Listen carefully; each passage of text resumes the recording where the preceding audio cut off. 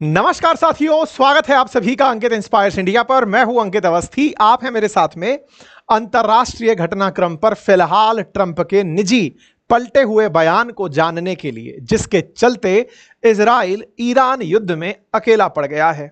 Israel का अकेला पड़ना अमेरिका की एक कूटनीतिक चाल है या फिर ट्रंप का मानसिक दिवालियापन, जिसमें वो चाहते हैं कि उन्हें बस शांति के खिताब से नवाज दिया जाए। इनके इस पीस मेकर या मिस्टर सीज फायर बनने की जो तमन्ना है, उसे किस तरह से दुनिया में देखा जाए, ये तो आप और मैं आने वाले समय तक डिस्कस कर लेंगे और इतिहास जब बनेगा तब इस विषय पर चर्चा अवश्य होगी। लेकिन फिलहाल ट्रंप का ताजा मैसेज है कि ईरान इजराइल युद्ध में मैं 2 हफ्ते रुक कर आऊंगा। जब ट्रंप इतने दिनों से कह रहे थे कि मैं ईरान के आसमान में तैर रहा हूं, जब ट्रंप कह रहे थे कि तेहरान खाली करो मैं आ रहा हूं, जब ट्रंप कह रहे थे कि G7 से मैं जा रहा हूं क्योंकि मैं कुछ बड़ा करने जा रहा हूं, ट्रंप ने फिर इस बार सरप्राइज कर दिया, क्योंकि इमानुएल मैक्रोन ने इन्हें मिस्टर सीज फायर कहकर जो चिढ़ाया, इनकी फायर निकल गई, लेकिन वो 2 हफ्ते का समय खा गई। ऐसे में अमेरिका की तरफ से आज एक स्टेटमेंट आया है और वो स्टेटमेंट इजराइल के लिए बड़ा महंगा होगा, ऐसा मानने वाले कह रहे हैं। ऐसा क्या कह दिया है? जैसा मैंने दोहराया, फिर से दोहराता हूं। इन्होंने कहा है कि तू चल मैं आई। मेरे प्यारे साथियों, भारतीय सिनेमा में ये बहुत अच्छा संगीत का ये सुर जो आपने सुना होगा कि तू चल मैं आई, ये इस समय बाजार में ट्रंप पर बिल्कुल ठीक बैठ रहा है। इन्होंने नेतन्याहू से कहा है कि तुम 2 हफ्ते संघर्ष करो, हम आते हैं।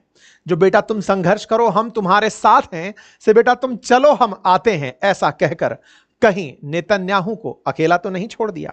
और ट्रंप एक एक करके किस तरह दुनिया में जो भी देश उनके साथ रहे उन्हें अकेला छोड़कर जताना क्या चाह रहे हैं। फिर चाहे यूरोप हो, यूरोपियन कंट्रीज हो या फिर यूक्रेन रहा हो, उन सब को ट्रंप ने जिस तरह से पीठ दिखाई, उसी में अब एक नया नाम जुड़कर आ गया है, उसका नाम इजराइल है। इजराइल से पहले अगर दर्द कोई पूछे तो भारतीय प्रधानमंत्री से भी पूछ ही सकता है कि सर, वो जो आपने हमारे साथ किया था वो नेतन्याहू के साथ मत करिए। हम आपके लिए आए थे, हम आपके बारे में चर्चा किए थे, हम आपको अपना मित्र बताए थे। इवन भारत में तो इस बात की प्रेरणा फूटी थी कि आप आ जाएंगे तो भारत के लिए बहुत अच्छा होगा। लेकिन जिस तरह से आप फाइनली बिक गए, क्रिप्टोज में आपको खरीद लिया गया, जिस तरह से आप ट्रेड के नाम पर अपना बिजनेस चलाते ले गए, अपना पर्सनल व्यापार करते ले गए, भारत के साथ तो धोखा किया ही किया, लेकिन जिस इजराइल के साथ इतिहास रहा है अमेरिका का खड़ा होने का, आपने उसे भी अकेला छोड़ दिया। साथियों, आज ये तस्वीर जो भी लोग देख रहे हैं वो बार बार एक ही सवाल कर रहे हैं कि ट्रंप और नेतन्याहू ने अपने आप में से एक रास्ता चुन लिया है और ट्रंप निश्चित ही नेतन्याहू को अकेला छोड़ दिए हैं। ये वही ट्रंप हैं जो दुनिया को कह रहे थे कि मैं सब ठीक करके देता हूं। अब लोग उनसे सवाल पूछ रहे हैं कि जनाब, आपने ईरान के चलते क्या इजराइल को बर्बाद होने के लिए छोड़ दिया? क्या आपके लिए अपने व्यापारिक हित इतने ऊपर आ गए कि आपने इजराइल के साथ धोखा करना शुरू कर दिया? या फिर यह कहा जाए दुनिया के द्वारा आपसे कि आपसे हो नहीं पाएगा। ऐसा इसलिए क्योंकि आपका इतिहास ही रहा है कि आप असल मायने में मिस्टर डरपोक हैं। आप मिस्टर डरपोक इस मायने में हैं क्योंकि आप व्यापार तो केवल एक बहाना बनाते हैं। आपका पिछला इतिहास भी है कि आप अफगानिस्तान से अमेरिकियों को ले गए थे, आपने हवाला दिया था कि मैं अमेरिका को बचाना चाहता हूं, लेकिन अमेरिका के पैसे को बचाना चाहता हूं आपने। लेकिन जिस तरह की फिजूल खर्चियां की हैं वो दुनिया देखकर कोई शाबाशी नहीं दे रही है। ऐसे में आज ताजा ताजा जो आपने प्रयास किया है वो प्रयास है कि हम इजराइल को अकेला छोड़ दें और कहें कि हम 2 हफ्ते बाद युद्ध में शामिल होंगे। इससे तो यह साफ लगता है कि आप ईरान के साथ भी हो सकता है आने वाले समय में कोई क्रिप्टो की डील करें या फिर ईरान से अमेरिका कोई ऐसी डील कर जाए जिससे शायद इजराइल को भुला दिया जाए। साथियों, बहुत कुछ है भविष्य के गर्भ में, क्योंकि ट्रंप लगभग अंतरराष्ट्रीय स्तर पर मजाक के पात्र बन चुके हैं। इतने दिन से माहौल बनाते ट्रंप, बार बार कहते ट्रंप कि मैं कुछ करने जा रहा हूं और अंत में बोलते हैं 2 हफ्ते का समय लेकर करूंगा। यह बिल्कुल वैसे ही है जब आप अत्यधिक तनाव में हो और आप काउंट डाउन करना शुरू कर दें, आपको बहुत तेज गुस्सा आ रहा हो, किसी के प्रति आप अपनी भावनाएं व्यक्त करने वाले हो और अचानक आपसे आपसे कोई कह दे 100 तक गिनती गिनो, उसके बाद बोलना। आपका जो काम आना शुरू होता है, ट्रंप शायद इसी को अपना रहे हैं कि दुनिया में संघर्ष की स्थिति को अगर मैं इस एज पर लेकर रोक देता हूं तो दुनिया कहेगी वाह ट्रंप, और जब ऐसा कहेगी तो फिर तो मुझे नोबेल पीस पुरस्कार मिलकर रहेगा। नोबेल पीस पुरस्कार मजाक नहीं है। ट्रंप और ट्रंप के जो संवाददाता हैं, यानी कि जो इनकी तरफ से स्पोक पर्सन बोलने आते हैं, वो बोलकर यही जाते हैं कि साहब ट्रंप भविष्य के लिए मिस्टर पीस कीपर ही होंगे, क्योंकि शांति जो स्थापित कर रहे हैं, पुराना कार्यकाल उठाकर देख लीजिए कि ये शांति ही करवाते आए हैं। आइए साथियों, तो आज के सेशन में बढ़ेंगे, उससे पहले क्विक अपडेट जान लीजिए। इस शनिवार और रविवार तक आपके लिए हमारी साइंस बुक पर प्री बुकिंग ओपन है। जिन्हें चाहिए वो जाकर बुक कराएं, QR कोड स्कैन करें, हमारे कोर्सेज में जितना पैसा पे करें उतना आप रिफंड पाएं। साथ ही साथ में हमारे fundamental of stock market, fundamental of mutual funds, ये सारे कोर्सेज आज और कल यानी शनि रविवार तक के लिए उपलब्ध हैं अंकित 500 कूपन कोड के साथ। अगर आप इन्हें एक्सेस करना चाहते हैं तो मोस्ट वेलकम है। तो साथियों, यूएस प्रेसिडेंट डोनाल्ड ट्रंप ने 2 हफ्ते का फिर से समय मांग लिया है।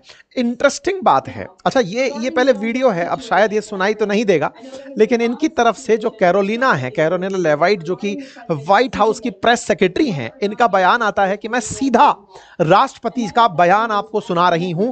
राष्ट्रपति ने संदेश दिया है जनता को कि ट्रंप 2 हफ्ते में डिसाइड करेंगे, क्योंकि कई तरह के नेगोशिएशन राउंड ईरान के साथ चल रहे हैं। आप ये अच्छे से जानते हैं कि ईरान की तरफ से अनाउंसमेंट हो चुका है कि वो वॉर में एंट्री कर चुका है। आप सभी ये जानते हैं कि ईरान ने इजराइल के खिलाफ मोर्चा खोल दिया है। ऐसे में ट्रंप इजराइल को अकेला छोड़कर जो कर रहे हैं, ये इजराइल के लिए भी एक बड़ा लेसन है। ऐसे में इजराइल का जिस तरह से ट्रंप ने साथ छोड़ा है, इससे वो पुराने सारे सवाल एक साथ इकट्ठे होकर आ जाते हैं। हमने तो कईयों बार अपने सेशन में मिस्टर डरपोक ट्रंप कहा है। हमने कई बार आप लोगों को ये बताया है कि ये बहुत सी जगह से पीछे हटे ही केवल इसलिए हैं क्योंकि इन्हें डर है कि जो चुनाव प्रचार करके ये आए थे, कहीं ऐसा ना हो कि जनता इनके खिलाफ हो जाए कि आप तो कहे थे कि आपके काल में युद्ध नहीं होगा, आप युद्ध में जा कैसे सकते हैं। इजराइल ने इन्हें खूब मोटिवेट तो किया, लेकिन अमेरिका हो नहीं पाया। ऐसे में ट्रंप ने अपनी तरफ से कह दिया है कि मैं 2 हफ्ते का समय लूंगा। अच्छा, इंटरेस्टिंग बात है इनकी। इंटरेस्टिंग बात यह है कि जब रशिया यूक्रेन वॉर हुआ था ना, उस दौरान जब ये राष्ट्रपति बनकर आए, उस समय इन्होंने कहा कि मैं आते ही 2 हफ्ते में सब सही कर दूंगा। इनका जो 2 हफ्ते वाला बयान है, वो भी इस समय सोशल मीडिया पर गदर तैल रहा है कि साहब ट्रंप 2 हफ्ते में सब सही कर देंगे। अब फिर से आए हैं 2 हफ्ते में सब सही कर देंगे। और होगा क्या? होगा ये कि 2 हफ्ते में हो सकता है कि अब इजराइल ही अमेरिका पर यह प्रेशर बनाए कि भाई तुम्हारे चलते हम गए थे संघर्ष में, अगर नहीं आ रहे हो तो हम इतना नुकसान पहुंचा देंगे कि तुम्हारे 2 हफ्ते 2 सदियों के बराबर हो जाएंगे। असल में इजराइल को जिस तरह से ट्रंप से अपेक्षाएं थी, कहा जा रहा है कि उतनी अपेक्षा उसे ईरान से नहीं थी कि ईरान इतना जबरदस्त रिटेलिएट करेगा। ईरान ने जिस तरह से रिटेलिएशन किया है, जिस तरह से ईरान अपने हथियारों के साथ अपने हथियारों को धड़ाधड़ इजराइल में ठौंसे पड़ा है, उससे इजराइल की एक्सपेक्टेशंस जो थी कि हम बच जाएंगे, हम पर कोई हमला नहीं होगा, हमारा डिफेंस बहुत मजबूत है, शायद वो इंट्रोस्पेक्ट करने के लिए मजबूर हो। इजराइल बहुत छोटा सा देश है, ऐसे में 1 करोड़ से भी कम आबादी है। इंफ्रास्ट्रक्चर पर जिस तरह लगातार तेल अवीव में हमले हो रहे हैं, अभी ताजा हमला माइक्रोसॉफ्ट के ऑफिस पर हुआ है। माइक्रोसॉफ्ट का जहां कार्यालय बना हुआ है उसके बिल्कुल नजदीक हमला हुआ है। कल मोसाद के हेडक्वार्टर पर हमला हुआ था, ऐसा खबरों में था। ऐसे में इजराइल के ऊपर जो हमले हो रहे हैं, उन्हें ईरान के द्वारा जिस तरह से अंजाम दिया जा रहा है, कहीं ना कहीं इजराइल भी कैलकुलेशन में पिछड़ता दिख रहा है। और ऐसी स्थिति अगर ज्यादा दिन तक रहती है तो इजराइल इस खेल को खत्म करने की तरफ बढ़ेगा। और खत्म करने के बारे में वो पहले ही कह चुका है कि खैमनेई का एंड होगा और उसके बाद डिसाइड किया जाएगा। और आप पूछें कि क्या ये कर सकता है ऐसा, तो ऐसा वो कईयों बार करके दिखा चुका है। ईरान के अंदर चाहे हमास के टॉप लीडर इस्माइल हानिये हो, चाहे ईरान के टॉप कमांडर्स, IRGC के कमांडर्स, कुर्द कमांडर्स जितने भी हों, उन सबको इन्होंने कुड्स जो फोर्सेज हैं उनके कमांडर्स, इन सबको जिस तरह से कम टाइम में इन्होंने टारगेट करके खत्म किया है, इससे यह सवाल बनता है कि क्या इजराइल कुछ ऐसा प्लान कर रहा है। फिलहाल के लिए स्थितियां बहुत टेंस हैं, लोग अमेरिका पर हंस जरूर रहे हैं, लेकिन सवाल अब इस तरह का है कि इजराइल को इस हमले में ईरान के रिटेलिएशन से बड़ा नुकसान हो सकता है। हालांकि इजराइल और ईरान में शांति की बात अभी तक नहीं आई है। ईरान ने कई टॉप कमांडर्स को खत्म किया है, इजराइल ने ईरान के कई टॉप कमांडर्स को खत्म किया है, लेकिन बदले में अपनी भी बिल्डिंग्स का बहुत नुकसान देखा है। मिसाइल अटैक लगातार जारी हैं। Israeli defence system particular siren बजा बजा कर बता रहा है कि हमारे पूरे देश पर हमले किए जा रहे हैं। हालांकि इन सायरन्स से डिफेंस एक्टिवेट होता है, लोगों को अपडेट दिया जाता है, लेकिन अगर आप इजराइल के मैसेजेस देखेंगे इजरायली डिफेंस फोर्सेस के, तो वो लगातार ट्वीट्स में केवल और केवल सायरन कहां कहां बज रहा है इसके ही सिग्नेचर और साइन दिख रहे हैं। इन सिग्नेचर और साइंस को अगर आप कैलकुलेट करेंगे तो पाएंगे कि इजराइल पर ईरान के हमले बहुत हैं। सायरन साउंड जो इजराइल में हो रहा है वो ईरान के हमलों के कारण हो रहा है। ईरान लगातार इजराइल पर हावी होने का प्रयास कर रहा है। ऐसे में यहां के अस्पतालों के अंदर मची भगदड़ इजराइल के अंदर, वो इस समय सोशल मीडिया पर टहल रही है। खुद इजराइल डिफेंस फोर्सेस अपने द्वारा ये तस्वीरें दिखा रही हैं। अब कुछ लोगों का यहां पर मत दूसरा है। कुछ लोगों का कहना है कि इजराइल इस तरह की तस्वीरें केवल इसलिए दिखा रहा है ताकि लोगों को यह लगे कि ईरान बेचारा नहीं था। मतलब जिस तरह से इजराइल सीधा गया, ईरान में धाम धूम धाम मचा के चला आया, इससे यह लगने लगा कि ईरान के पास कुछ नहीं था, आप जबरन उसको मारे जा रहे थे। बोले ईरान ने इतना कुछ बना रखा है कि देखो वो हम जैसे लोगों पर, अस्पतालों पर वो हमला कर रहा है, मासूमों को निशाना बना रहा है। इजराइल लोगों को ये तस्वीरें भेजकर एक पब्लिक सेंटिमेंट भी इकट्ठा कर रहा है कि हमने तो उनके यहां पर न्यूक्लियर जो फैसिलिटीज थी उनको टारगेट किया, ये लोग हमारे यहां पर सिविलियंस को टारगेट कर रहे हैं। ईरान ने लेकिन इजराइल को सिविलियन नहीं माना है, उसने कहा है ऑक्यूपाइड टेरिटरी, और ऑक्यूपाइड टेरिटरी पर जो भी व्यक्ति है उसे वो ऐसे मिलिट्री ही ट्रीट करेगा, और ईरान इसी कारण से सिविलियंस को टारगेट कर रहा है। दोनों के अपने अपने मत हैं अटैक के लेकर के, दोनों के अपने अपने विचार हैं। ये जो तस्वीरें हैं ये अस्पताल के भीतर की हैं, इजराइल के भीतर की हैं। ऐसे में ईरान ने जो किया उसके बारे में इजराइल डिफेंस फोर्सेस का अपडेट है कि आईडीएफ ने क्या किया ईरान के साथ, what did IDF accomplish in Iran, और हमने ईरान में रात भर में क्या किया। उनका कहना है 60 से ज्यादा फाइटर जेट स्ट्रक हो गए हैं। ओवर सेवरल इंडस्ट्रियल साइट्स जो थी मैन्युफैक्चरिंग मिसाइल करने वाली तेहरान एरिया के अंदर, उन्हें नुकसान पहुंचाया गया है। ऐसे ही एसपीएनडी का जो हेडक्वार्टर है तेहरान के अंदर, वो स्ट्रक कर दिया गया है। ये अपनी तरफ से रिपोर्ट दे रहे हैं, वो अपनी तरफ से रिपोर्ट दे रहे हैं। इजराइल बहुत ही प्रिसीजन के साथ ईरान की तरफ से होने वाले हमलों में, ड्रोन हमले हो या मिसाइल हमले, उन्हें टारगेट करके न्यूट्रलाइज कर रहा है और उनकी तस्वीरें डाल रहा है कि देखिए हम इन्हें कैसे खत्म कर रहे हैं। साथ ही साथ इजराइल ईरान के अंदर बता रहा है कि लोग कितने तंग रहे हैं आज की रजीम में। आज जिस तरह से खैमनेई का शासन है, उन्होंने किस तरह से लोगों के खिलाफ बर्बरता करके उनके ऊपर कब्जा हासिल किया है। इजराइल पुराने वीडियोस निकाल निकाल के दिखा रहा है कि ईरान में पहले किस तरह का शासन था, आज क्या हो रहा है। ईरान अपनी तरफ, इजराइल ईरान के अंदर लोगों को मैसेज भेज भेज कर जानकारी दे रहा है। हालांकि नेतन्याहू अपने स्तर पर लगे हुए हैं, लोगों को बता रहे हैं कि देखो मैं आज जिस स्थिति में हूं, मेरे घर पे भी बहुत जरूरी काम थे, लेकिन हमारे लिए अर्जेंट था कि हम ईरान पर हमला करते। ये कुछ तस्वीरें हैं जिसमें दिखाया जा रहा है नेतन्याहू चर्चा कर रहे हैं और पीछे की बिल्डिंग गिर रही है। ये सब बातें मतलब अपने आप में बड़ी सुर्खियां बन रही हैं। इनके साथ बात होते होते बिल्डिंग का गिरना और ट्रंप का हटना इस समय पूरी दुनिया में चर्चा का विषय बना हुआ है। अब बड़ा सवाल बनता है, ट्रंप पीछे पलटे क्यों? और ऐसे में ट्रंप जो लगातार कहते आ रहे थे कि मैंने उन्हें चांस दिया है डील करने का, आफ्टर ऑल वो डील में चाहते क्या हैं? तो एक ही लाइन जो शुरुआत से बोल रहे हैं कि तुम अपने यहां पर यूरेनियम एनरिचमेंट को रोक दो और न्यूक्लियर वेपन को खत्म कर दो।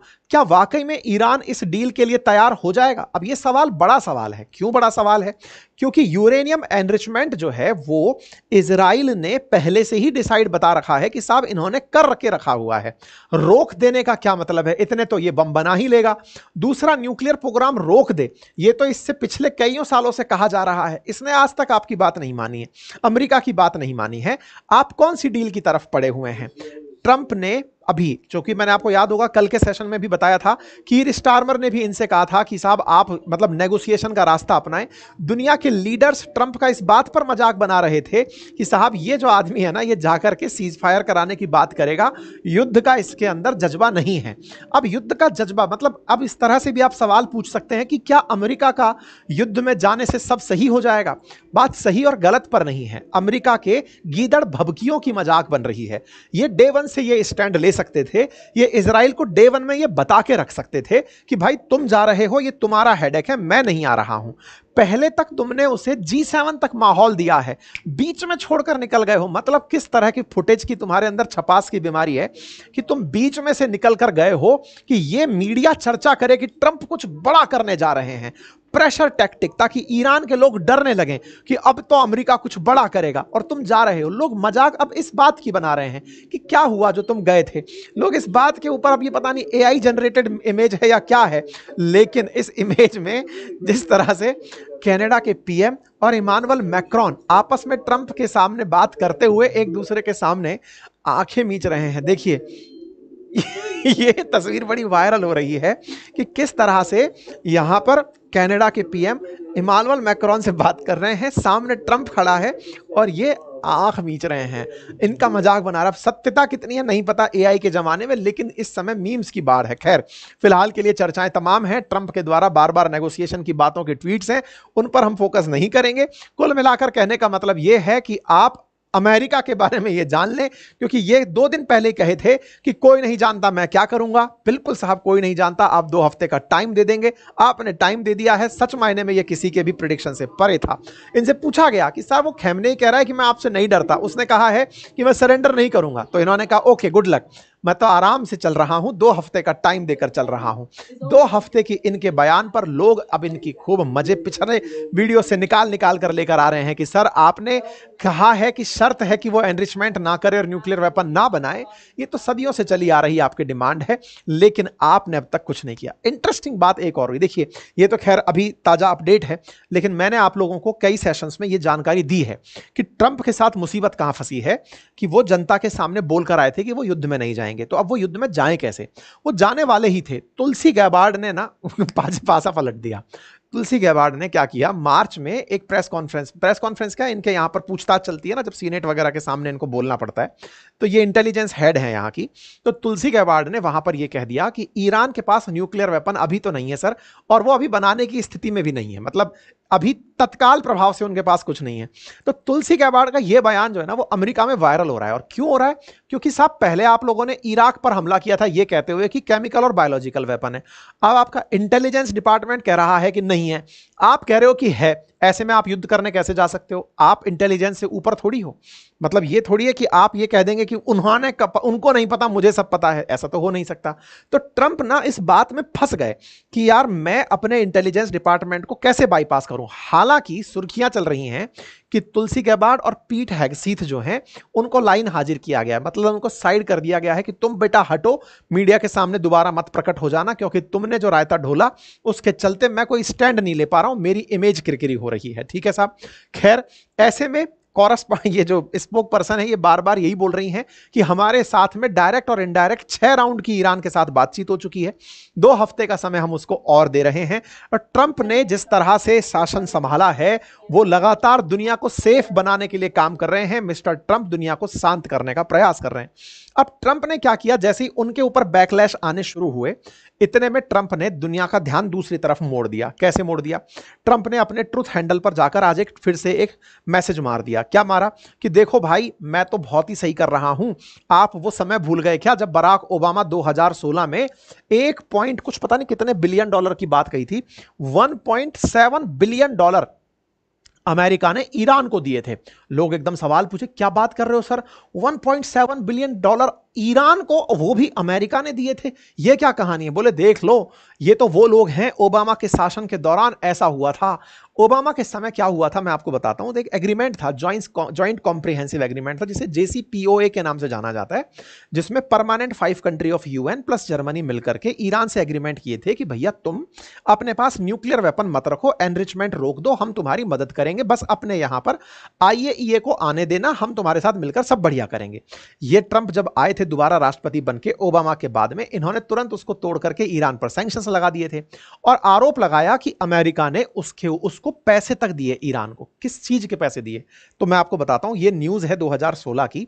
असल मायने में उस समय ओबामा एडमिनिस्ट्रेशन ने यह माना था कि उन्होंने ईरान को पैसे दिए हैं और वो भी कैश में दिए हैं, डॉलर्स में नहीं थे, दूसरी करेंसी में थे, लेकिन पैसे दिए थे। किस बात के दिए थे? था ये कि 2016 में जब ये डील हो रही थी, उससे पहले ईरान के ऊपर अमेरिका ने सैंक्शंस लगा रखे थे। आज भी जैसे भारत है ना, अमेरिका में बहुत सारा इन्वेस्टमेंट करके चलता है, वहां की कंपनियों में इन्वेस्टमेंट है, बैंकों में इन्वेस्टमेंट है, इवन वहां की ट्रेजरी बिल्स में हमारा इन्वेस्टमेंट है। जैसे चाइना ने बहुत सारा इन्वेस्टमेंट कर रखा है अमेरिका में, जैसे इंडिया के अंदर अमेरिका का इन्वेस्टमेंट है, इस तरह से दुनिया के देश एक दूसरे में इन्वेस्टमेंट करते हैं। ईरान ने भी अमेरिका में, कहा जाता है, ये नंबर्स हैं, अभी अलग अलग नंबर्स हैं, कोई कहता है $400 बिलियन का निवेश है, मिनिमम $50 बिलियन का भी अगर निवेश हो तो निवेश है। ऐसे में अगर ईरान का अमेरिका में निवेश था और अमेरिका ने ईरान पर सैंक्शंस लगा दिए थे, इसका मतलब होता है कि अमेरिका ने उस देश के पैसे अपने ही यहां पर फ्रीज कर लिए, जैसे रूस के साथ किया इन लोगों ने।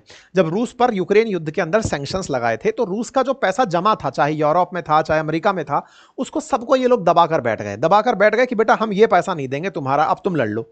ऐसे ही इन्होंने यहां पर किया, पैसा दबा के बैठे।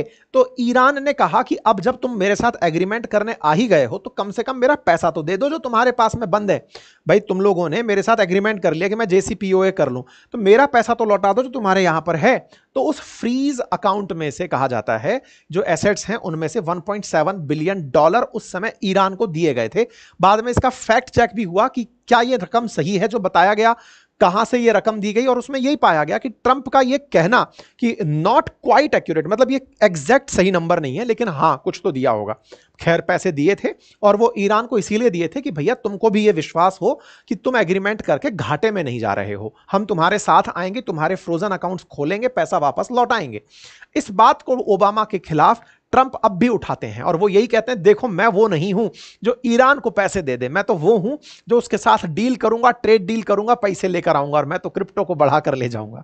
खैर अब जो भी है, हमारी तो संवेदनाएं इस बात पर टिकी हैं कि ईरान इजराइल वॉर में अब केवल 2 ही पार्टी रह गई हैं। कल भी मैंने सेशन में आपको बताया था, रूस की जब एंट्री हुई थी तब भी मैंने कहा था रूस और चाइना की एंट्री होना अमेरिका को डराने जैसा था, क्योंकि अमेरिका इस समय इस स्थिति में नहीं है कि वो रूस और चाइना के खिलाफ खड़ा हो सके।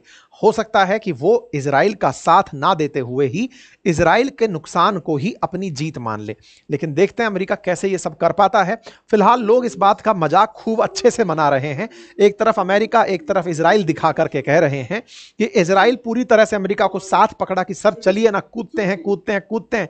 अमेरिका 1 2 3 कहलवा करके इजराइल को कुदवा दिया और ईरान के सामने भिजवा दिया।